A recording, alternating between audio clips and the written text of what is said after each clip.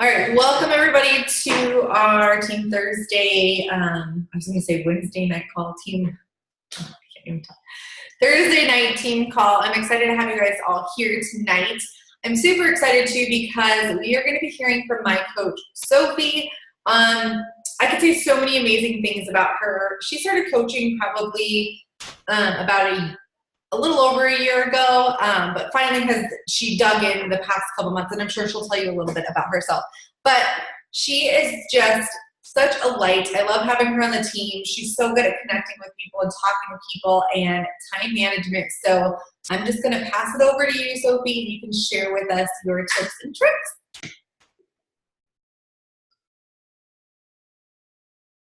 Let me unmute you.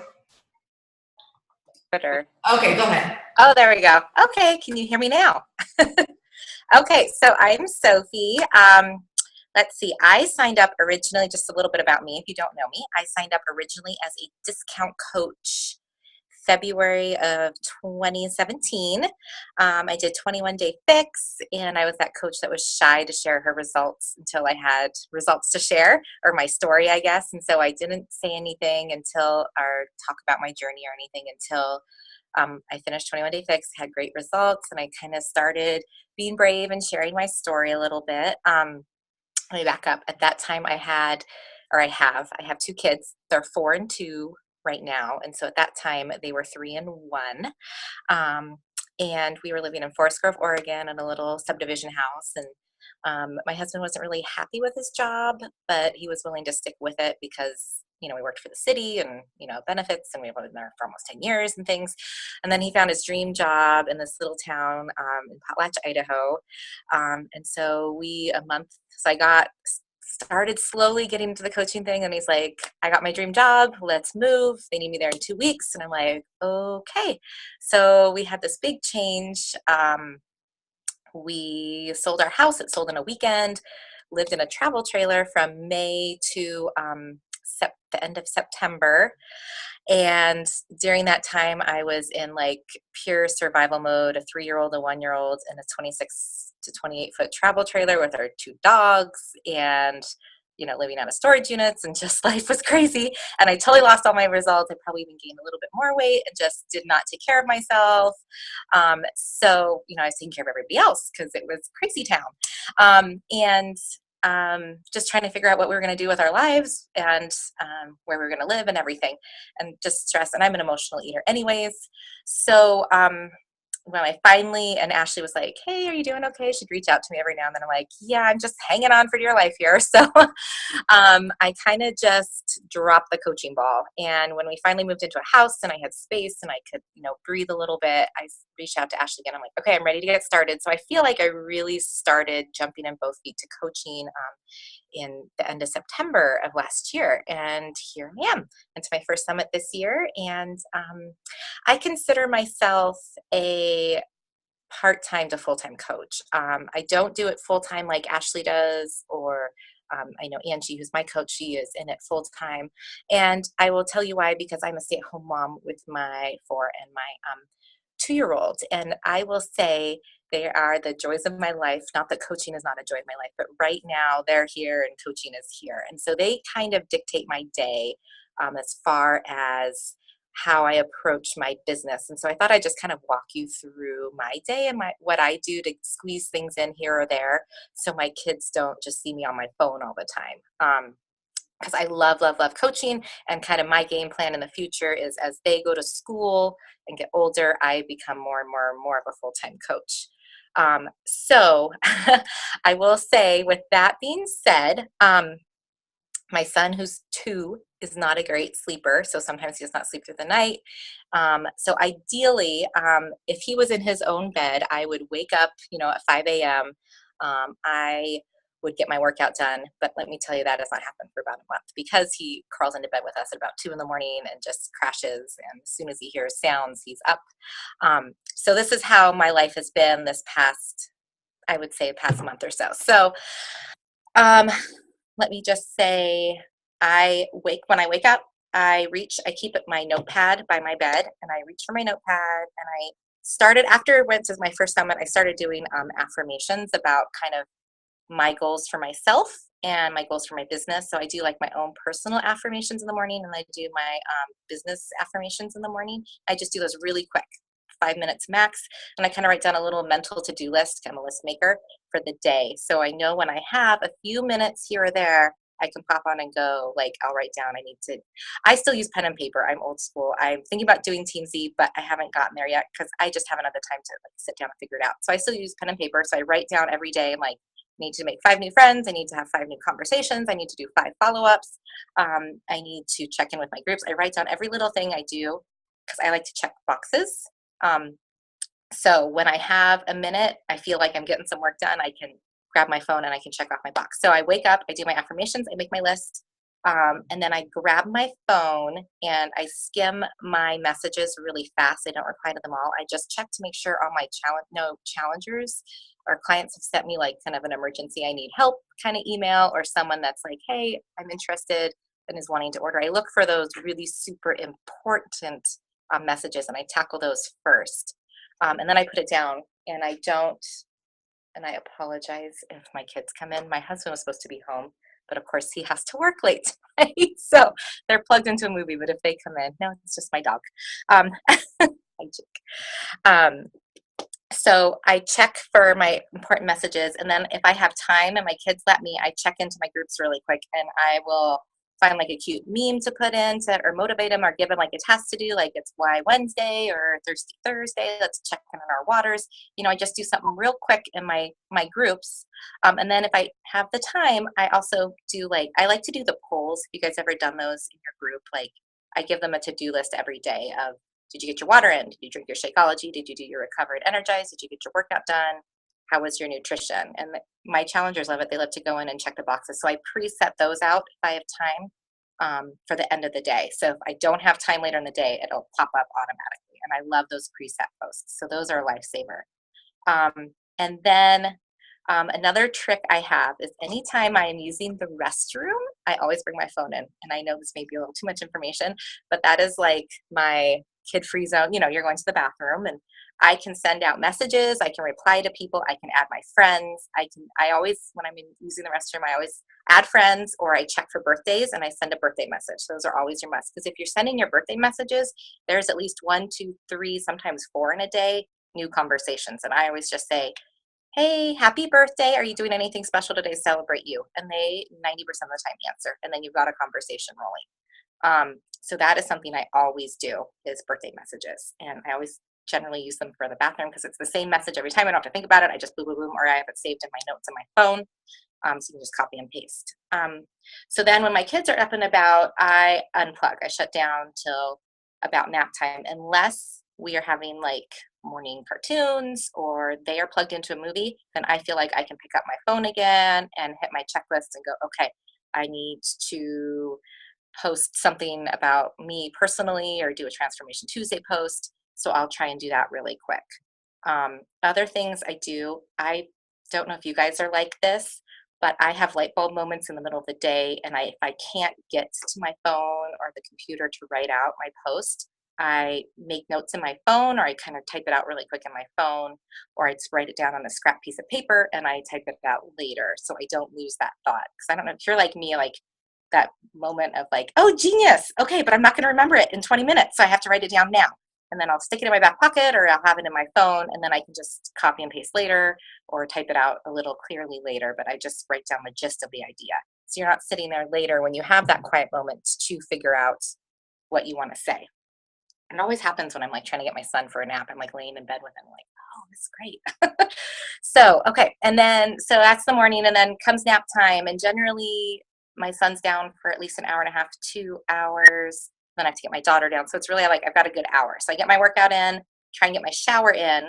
And this workout and shower and getting ready for the day, like more presentable looking instead of just workout clothes, is when I listen to my personal development or my national wake up call, or if there's any awesome trainings that like Ashley sent me, just like check this out. I will have that playing while I'm in the shower and while I'm like brushing my teeth and washing my face. Any moments where I'm kid free, I try and utilize for me, whether it's contacting people or furthering my personal development or training. So generally like shower time and bathroom time, like when I'm getting ready, is when I'm listening to something, because like it's hard to be showering and messaging people or things. So that's, and I do my workout, I take a video of myself, but I do not edit it until later that evening. So I just leave it. I will do little Instagram story shots and Facebook story shots while I'm working out. So sometimes I pause the workout and get a couple shots. So people are watching my Instagram or whatever, they'll get those little shots, but I don't edit my video until bedtime, because once my kids are up again in the afternoon, I unplug. I turn off all notifications when I'm unplugged. But I do keep my phone handy, like I said, for those inspirational moments, or like for lunchtime or breakfast, and I take a snapshot of my food. And so that goes on Insta stories, or if my kids are doing something really cute, I can grab that 15-second Insta story video. But I really try not to be on my phone. My 4-year-old daughter's told me before, Mom, put your phone down. And, it makes me feel like that big. Once my husband gets home, I plug in a little bit more because he can interact with the kids. Like I can do like, oh, what's for dinner? I can do posts about cooking or things like that.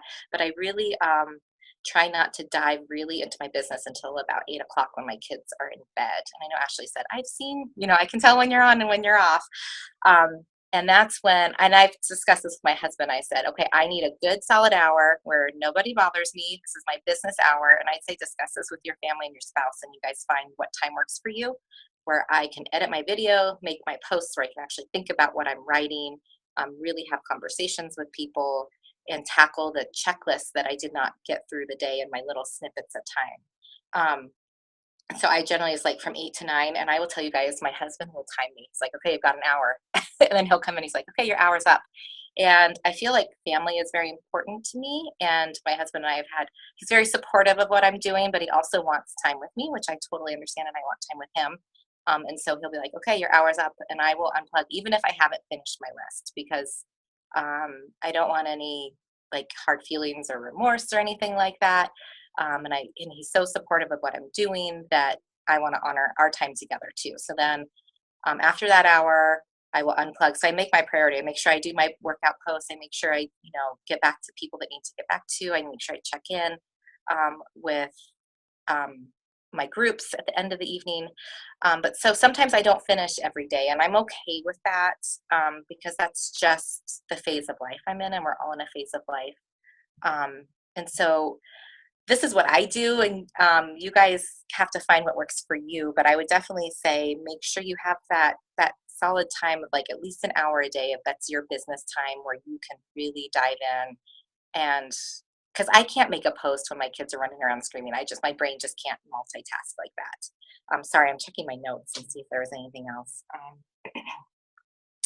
And the other thing is I just have to be flexible. I kind of let my kids dictate my schedule, which I know maybe some parents don't agree with, but that's where I'm at in life. I don't know if you know my story, but I lost my first 2 babies in the second trimester. So this was like a calling for me to be home with them. So I want to kind of just absorb all I can. And it just is where I need to be. And I know as they get older, it's going to get easier to become more full time. And another thing that I do take away is that if I'm not feeling something, or if I'm feeling stressed out or overwhelmed by or feel like I'm failing at not being productive enough, I just stop and I work on me first. I am the priority in my business because I signed up for this because I wanted to get healthy and work on me.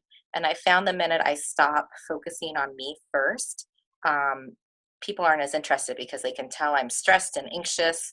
I'm not having fun. If this is something that's stressing you out and it's making you anxious and you're not having fun, then why would they want to join in and be in your group if you're like all the time about it?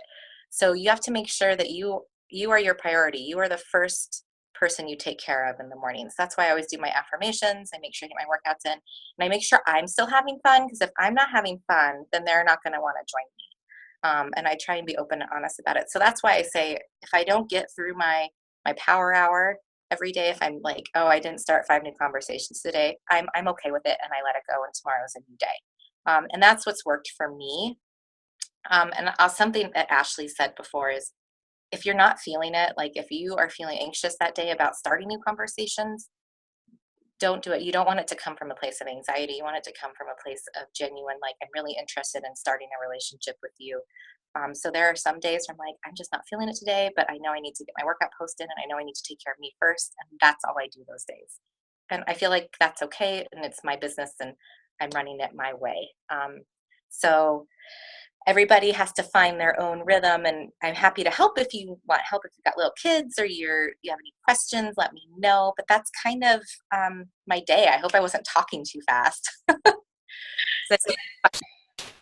No, that was awesome. And you guys, I want to point out, like, the reason I wanted Sophie to come on here and share this with you, because she's so good at what she does and how she does it. And I'm pretty sure that she hasn't missed Success Club the entire year.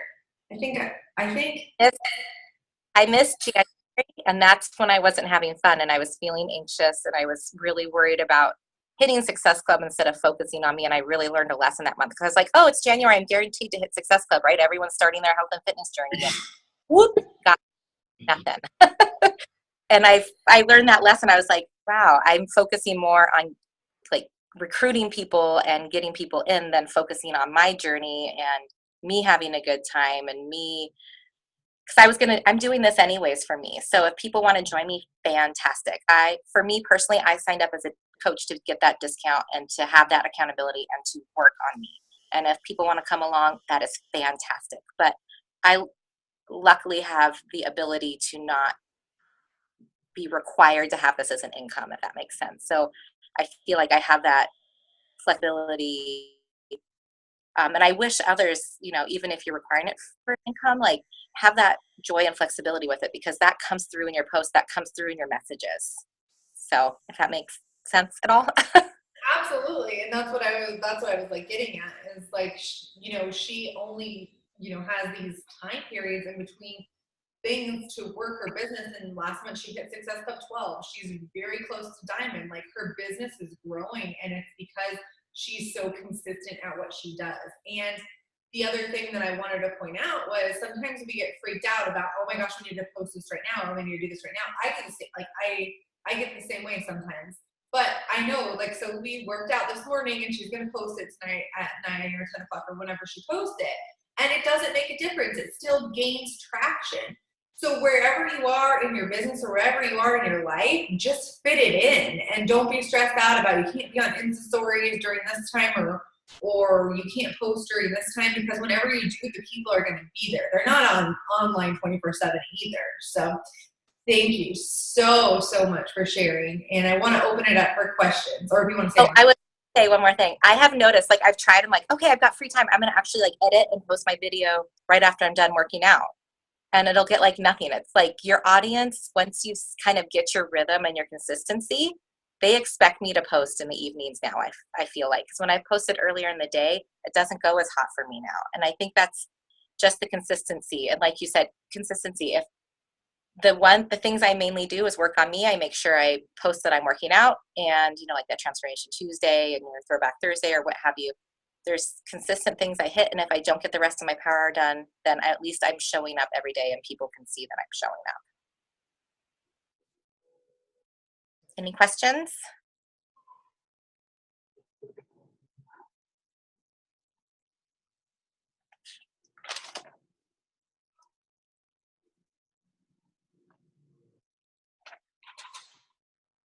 no, everyone's quiet tonight. Real quiet. Sophie, I've never heard your story. I'm really excited to hear it. Oh, which part? Just all of it. I didn't know any of your story. Oh, okay. Well, I can share a little bit if you guys want me to. Yeah. If you guys have time, I'd love to hear your story. Yeah, I have time. My kids are watching The Lion King and eating popcorn, so I'm sure they won't eat dinner tonight, but we got to do what we got to do. The struggle's real, moms. So I have polycystic ovary syndrome. So that, and I've always been an athletic person, and then in my 20s, I think between like the polycystic ovary syndrome, and then I'm a stress eater, like emotional eater. So, just work things and just not being educated about nutrition. Like in high school, I was like a teeny size 0. I was doing volleyball, tennis, showing horses, so I was this really athletic person. So I never really worried about what I ate. And then as I got older and had responsibilities and worked full time and the stress of that, instead of dealing with stress, I would just eat. So I gained weight, and then so I had polycystic ovary syndrome, and then it took my husband and I forever to get pregnant. It took us like 2 years.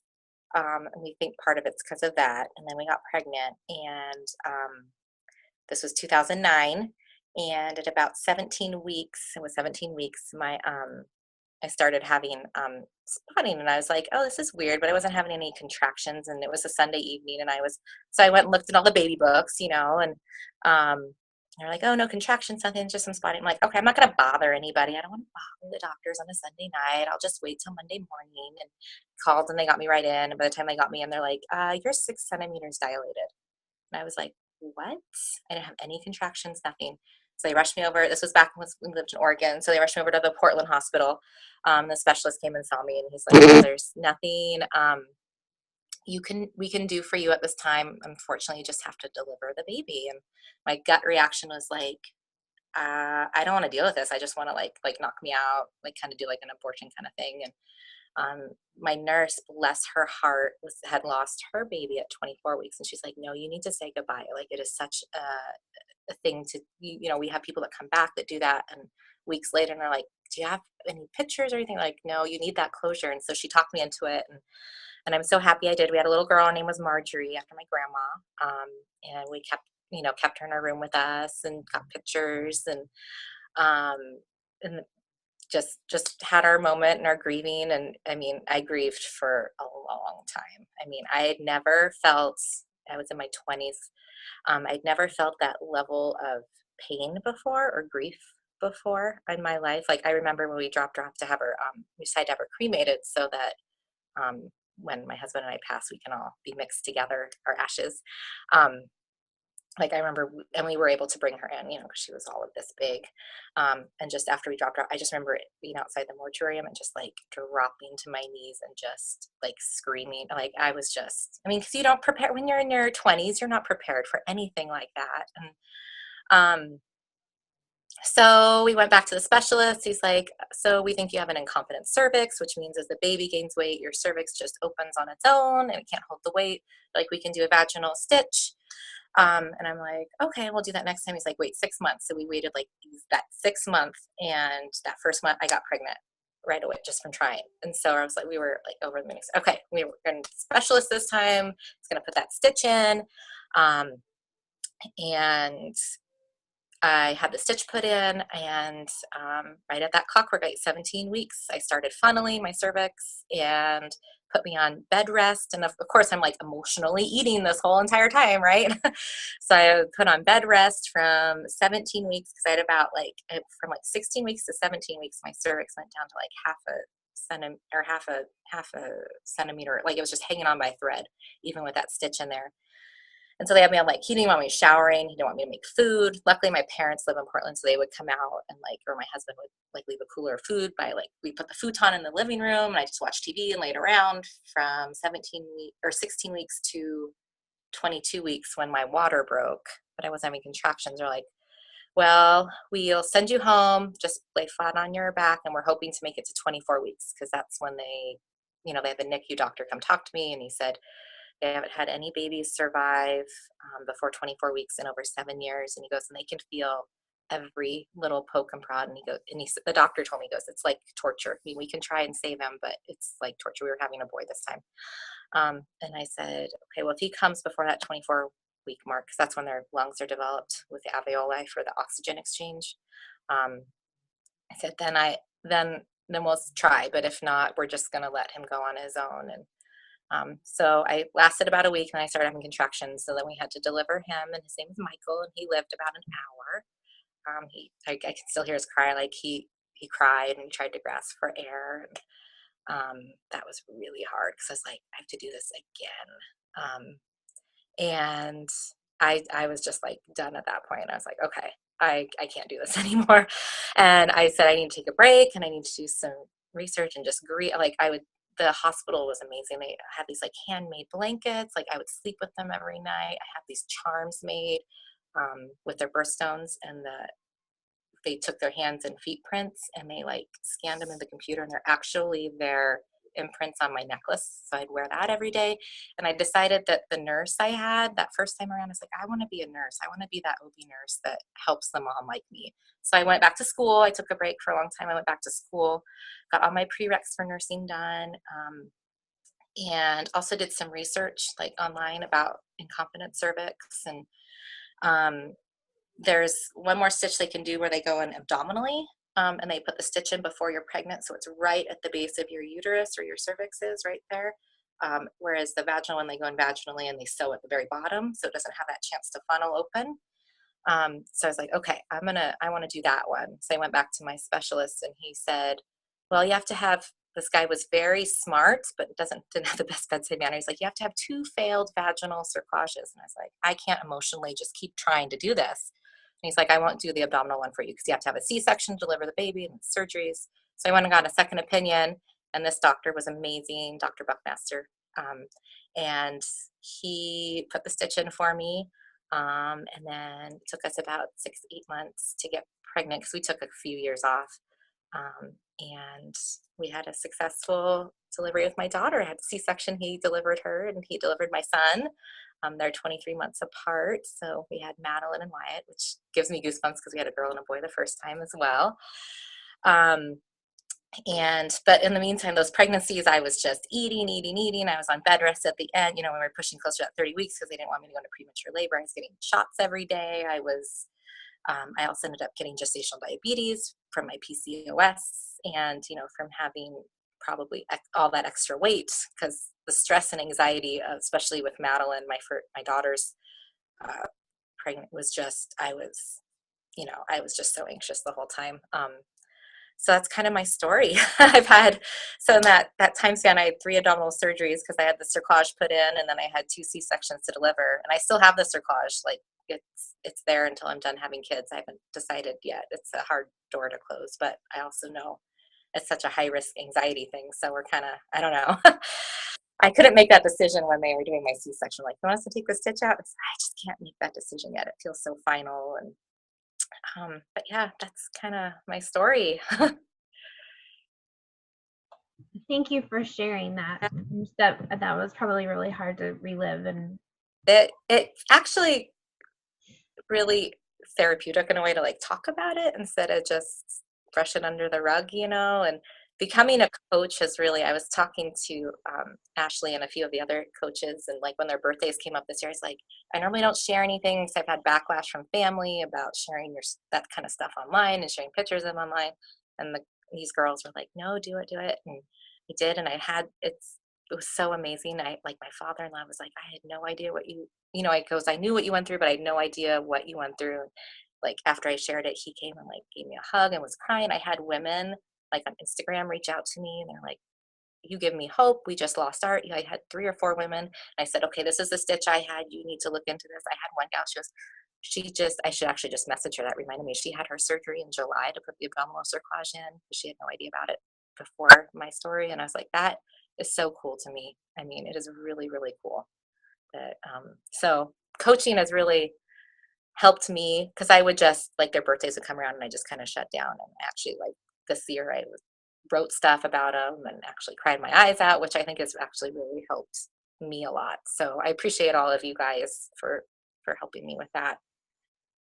It's been amazing. That personal development. I've always believed that the struggles that we go through are what help us connect and be able to help others, even if we don't understand it in that moment. Yes. And I see, in like the clients I have are all moms, little kid, like they're all kind of in the position I am. I want to be able to chase and be healthy with my kids, or I have a couple that like had some miscarriages, or, those are the people that are attracted to me, and I love it. And I love this group of women that I'm working with because of it. So there is enough out there for all of us to help.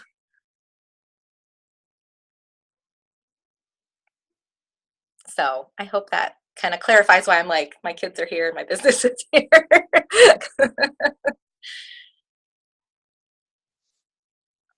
So, yeah. Thank you for sharing. You're welcome. Does anybody have any other questions for Sophie? Or want to say anything else? I don't think so. I just reiterate, just have fun, have fun with it. And remember, you're doing this for you. Remember why you signed up originally. And when I find myself getting stressed, that's what I go back to. I would be doing this anyways, even if I was Zero Success Club from January till now, because I am working on me and that's why I'm here. And just remember that. Don't stress about those points, it'll happen. All right. Well, thank you so much. I will get the recording up once it loads, and we'll see you guys on the team page. Yeah, you guys.